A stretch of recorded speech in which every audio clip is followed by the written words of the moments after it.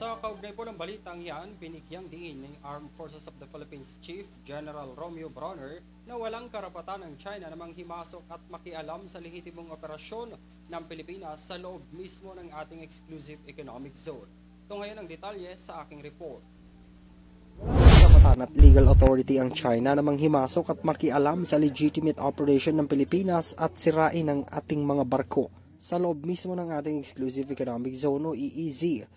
Ayon kay Armed Forces of the Philippines o AFP Chief General Romeo Bronner Jr., inlarawan pa nito ang ginawa ng China bilang reckless, agresibo at harassment kasunod ng pinakauling rotation and resupply mission sa mga tropa ng militar sa BRP Sierra Madre sa Ayungin Shoal.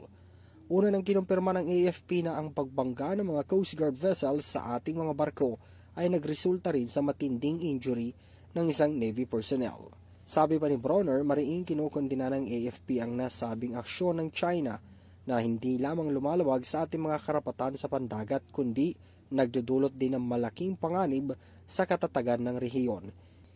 Para sa EuroTV News, ako si Henry V. Nicolas, sumasaludo sa bawat Pilipino.